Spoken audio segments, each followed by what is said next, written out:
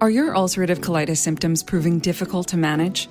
Tremfya guselkumab can help you manage the cycle of UC symptoms. At 1 year, many patients taking Tremfya achieved clinical remission, and some patients also achieved endoscopic remission.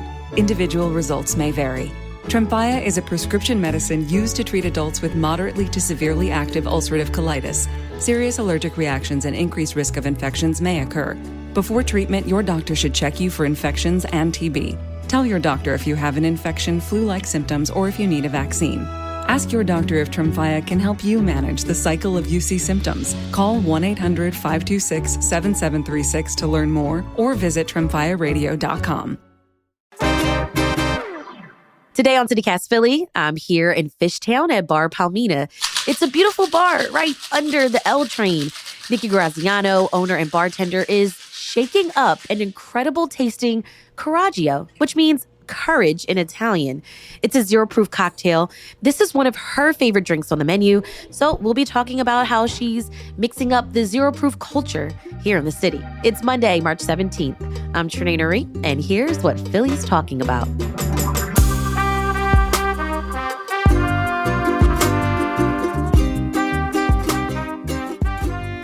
Nikki, what do you call your drinks? Are they mocktails? Do you prefer a different type of framing? Yeah, I call them zero-proof cocktails. I don't have anything against the word mocktail, but I think that the education is missing of a mocktail being something that doesn't include like the spirits or things that are mimicking alcohol. So more syrup-based, more juice-based, soda-based. Whereas the zero-proof spirits are like these are fermented, de-alcoholized, distilled. Like there's such another craft that goes into this. And I don't want to say it cheapens it, but it's just there's a distinction there that I think is missing in people's general understanding of it. I will be honest, I'm new to this whole scene. Everyone is. It's a very new industry. When I saw the menu, I was like, wait, it says vodka. It says gin. Wait, I'm so confused. Yeah. So a lot of the stuff is glycerin based rather than ethanol based. So glycerin is a natural alcohol that comes from sugar, but it's not like ethanol, as we know, gets us drunk, damages our liver, etc. Glycerin is used in like lotions. It's like very safe. I'm sure a doctor could explain potential warnings about glycerin, but as I understand it, and as most people know, it's significantly safer than ethanol. We're sitting at the bar here, and there are intro cards that also say none of your ingredients contain CBD, THC. Do people ask for that too? Yeah. I think as the marijuana culture shifts towards, most people I know eat their weed now. So I think a lot of the drinks are following in that path. There are THC infused spirits. There's THC infused like rimming salts and whatnot. So yeah, it's still illegal in Pennsylvania. So we don't do that. But I do welcome people doing what they like. I'm not here to tell people what to do. So if I serve you a drink, if you have a tincture with you, if you want to drink your weed, like by all means, I'm not the cops. You can not here to enforce anything like that, but it's not how I serve it. So you say you're not a scientist, right? Or are you a scientist? I have a minor in mathematics. I am very logical. I love science, but no, like by the books, I'm not a scientist. There is a very delicate balance between art and science though when it comes to. But you have an experience with culinary profession, right? No. You don't? No. Oh, okay. I left the world of photography. I left advertising job in New York, working in photography, doing retouching. And I've always been interested in food. I've always studied food. My family is off the boat from Italy. So the stereotypical Italian grandmother is into play. That's actually Palmina. And her picture's up there? Mm-hmm. Mm-hmm. She taught me how to cook, and she was always very vague. She never had recipes. The amount of garlic the quantity was always enough, So you just have to feel it. Yeah. So she encouraged me to taste stuff and problem solve as you go, and basically learn how to cook rather than follow a recipe. So you had no professional culinary experience, but grandmom taught you. Yes. Yeah. And I would consider myself like that higher end of a home cook.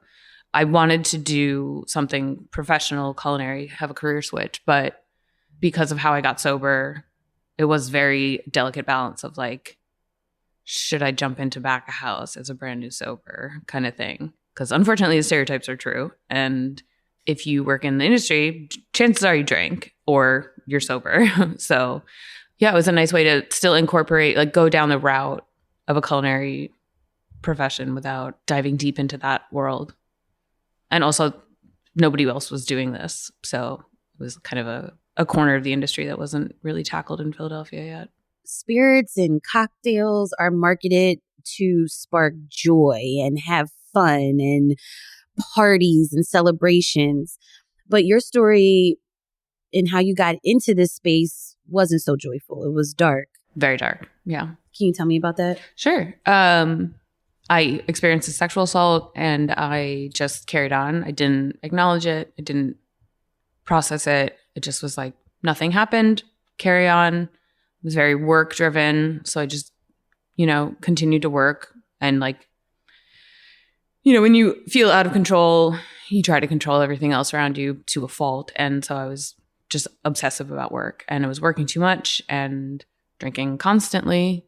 And unfortunately, living in New York at the time in the photo industry, like that was normal. Like there's alcohol everywhere, drugs wasn't really considered like other. It was normalized. Then I left New York in 2019 and was in the process of moving. I wasn't sure if I wanted to go to Chicago or come to Philly. Still, like once I left New York, it became obvious to me, like I'm addicted to alcohol. But it got to the point where I was like, I just have to like drink the withdrawal away, essentially. Like I wasn't partying. I was like living with my parents. All my stuff was in storage. Like I was just freelancing, trying to save up money to move again. And then decided to come to Philly. My best friend lives here, so made the choice very easy. I got here, signed a lease in April of 2020. So right when the world shut down. Right. And then COVID made taking my medicine of turning the withdrawal off like that much easier. I was just drinking constantly all day. Like I would wake up in the middle of the night, have a glass of whiskey, go back to bed, like just to keep the withdrawal at bay. And before I knew it, yeah, I'd been drinking all the time for like 5 years. And I am lucky enough that one of my friends convinced me to go to the hospital. She could see how bad it had gotten just from like, I think she saw how jaundiced I was. And I guess I had texted her saying like I was coughing up blood and she was worried. She came over. And I remember getting to the hospital. I remember thinking like, I'm going to be in for a really bad detox and I'm probably going to have to go to rehab. But like I saw it coming kind of thing. And it was also bad enough at that point that I was so depressed that I could see what I was doing. And I just kept going thinking like, okay, I'm out. Like, this is how I go. I was never expecting them. Like I got in the gown, I peed in a cup and like, that's the last thing I remember. And then I woke up and I was in the ICU. I had been there for like 2 weeks. I was on life support. I was intubated. Like I was dead for a couple of weeks as far as I'm concerned. And they told me I need a liver transplant. Otherwise I'm going to die. I didn't think I had like killed my liver. I thought I was just going to like peacefully, probably not peacefully, but I thought I was just going to die alone. And like that was what I was doing to myself and I knew it. So like they considered that passive suicidal. But yeah, got clean, got a liver transplant, was in like physical rehab for about 8 months. All my muscles had atrophied. I had to learn how to walk again. My core was obviously, cut open. So basically it was like almost like I was like a newborn again. Like I had to learn how to walk. I had to learn how to exist in society. I had to learn how to be sober. It had been so long that I didn't have alcohol as a crutch. And yeah, it was a lot of work to do. It was in therapy and physical therapy, all the therapies. And you then still became a bartender. Yeah, I think it had gotten to the point where I was drinking, as I call it, like taking my medicine for so long that I missed that culinary end of it. I missed enjoying a drink. I missed tasting a drink. And that was no more. Like, let's pretend that I am not an addict. Like, I don't have addict brain. let's say I learned my lesson, I can go back, I learned how to moderate. Like, I still can't put any alcohol in my body ever again. Like, I have this fragile organ that is not biologically mine, and I have to take care of it for the rest of my life. So mental illness aside, I can't put any alcohol in my system. And I learned how to, just for a very selfish reason, just learned how to make a drink that I enjoyed making and enjoyed tasting and felt like a gift to myself, the same way that people look for a very good cocktail. And it's safe. And was safe, yeah. And there was no alcohol in it. And non-alcoholic spirits had just started to come out. So I started playing with them. And I mean, the first few were not great. They needed a lot of help. So there was a lot of the leaning on culinary stuff. We'll have more after the break.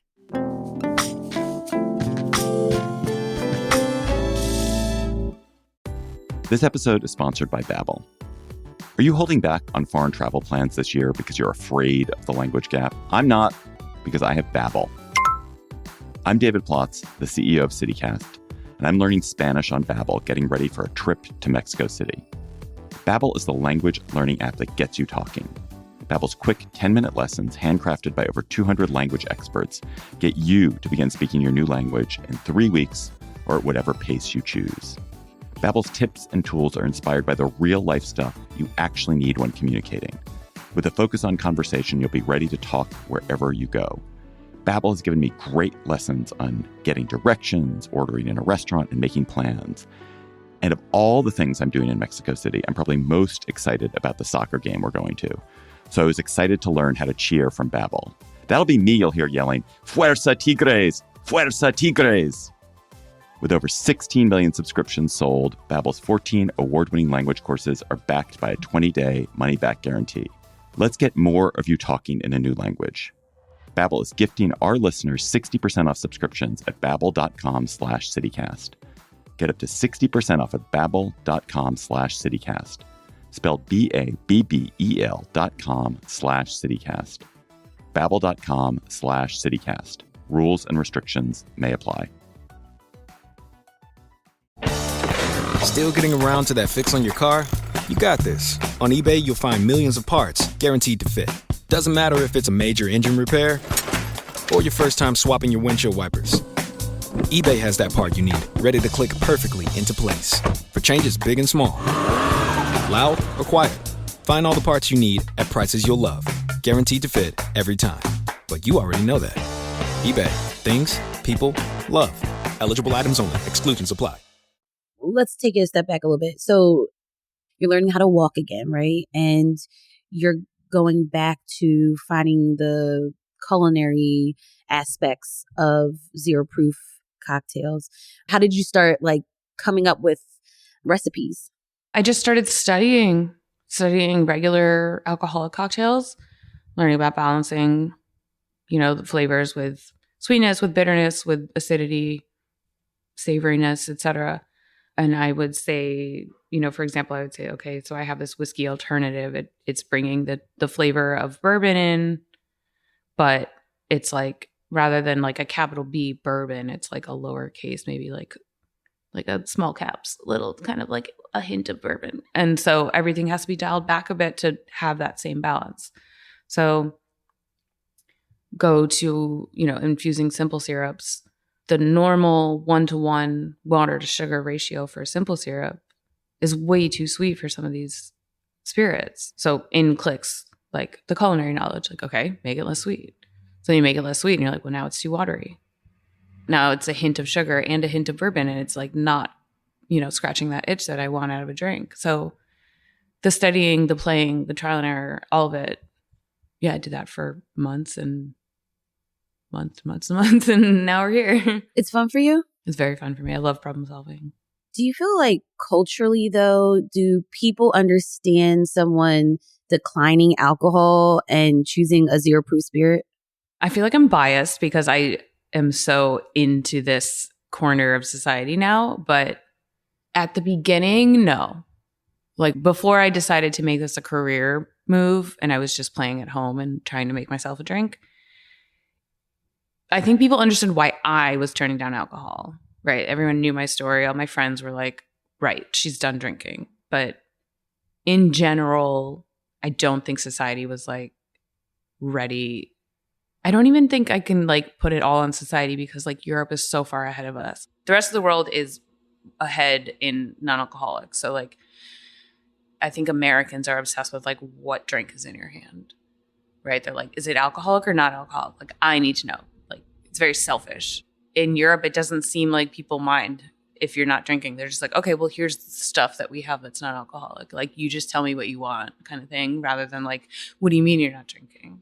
Why wouldn't you be drinking? Like, do you hate yourself? Like, you must love drinking. Everyone loves drinking. Like, I'm painting with a broad brush here, but they also don't really have the whole, like there's a history to Alcoholics Anonymous that has, like, put this idea that there's something wrong with you, not something wrong with alcohol, into our, like, collective American psyche. And I think that it's penetrated to, like, average people who like have nothing to do with AA or potentially don't even know anyone who's been affected by addiction. But that being said, Philadelphia specifically is a very big drinking town. So it's strange here. I get a lot of people who just don't get it.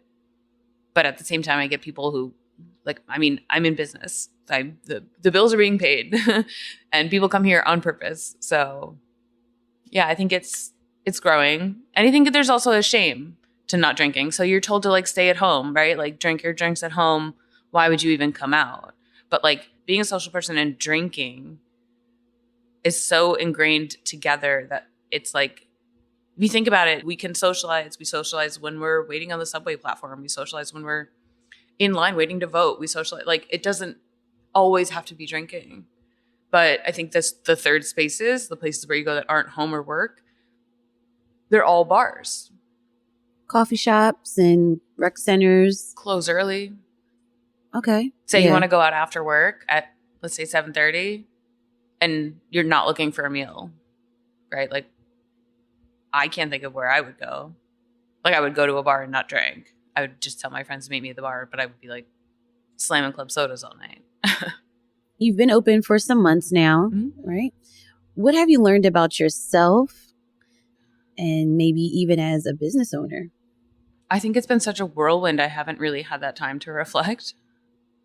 I've worked for myself. I've been a freelancer, but I've never owned a business. So some people might call that naive and foolish, but I was like, if I don't start this business right now, I'm going to be late to the party and I'm going to just figure it out as I go.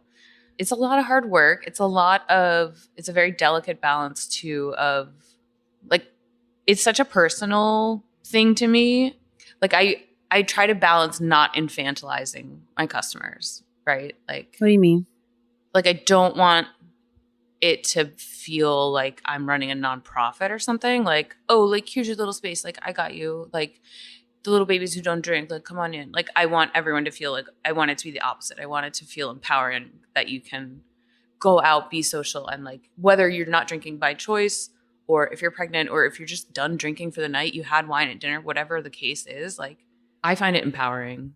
And also, I've seen this bar full and it's loud and people are social. People know how to interact with each other. But walking by, you would never know that there's no booze in here. It looks and sounds just like a regular bar. You're in a part of the city that there's Kung Fu right next door, Front Street Cafe. You're surrounded by booze. You ever think about that? Like, you're not in a space in the city that is not surrounded by bars. You're in the heart of like bar city. Yeah, that's very intentional. Again, I'm just trying to normalize not drinking, right? So the same way that I think there should be better non-alcoholic options on every single one of these bars and restaurants menu, I think there should be just a dedicated space as well.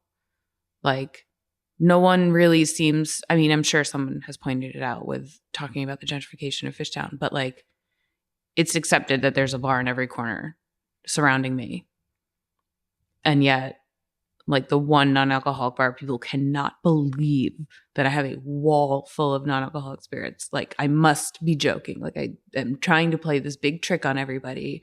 And, you know, if it looks like a duck and sounds like a duck, like it's probably a duck kind of thing, right? Like, if you're getting what you want out of going out and stepping into a bar and you're socializing with your friends and you're having a good night, then like what makes it any less? And you're enjoying your drinks, right? Like what makes it any less of that same experience? Let's talk about socializing too more, because you have Tuesday trivia nights and you have this other event, Pitch a Friend. Yeah, Pitch a Friend. Tell me about that.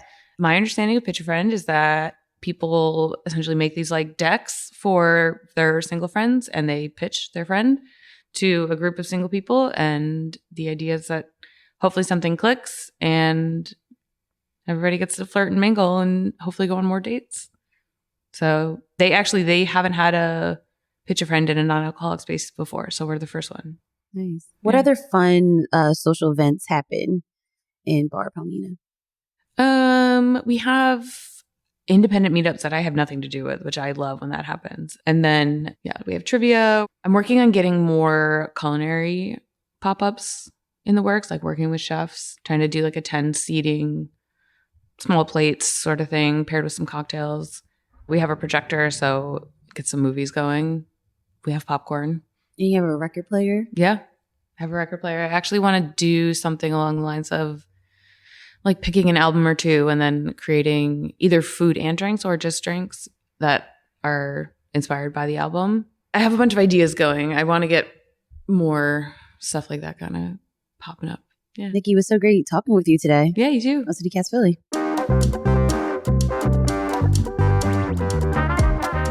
That's all for today here on CityCast Philly. If you enjoyed this episode about zero proof cocktails, tell a friend, rate the show, leave us a review, and hit that subscribe button. Be sure to sign up for our morning newsletter, Hey Philly, to learn more about what else Philly's talking about. We'll be back tomorrow morning with more news from around the city. Bye.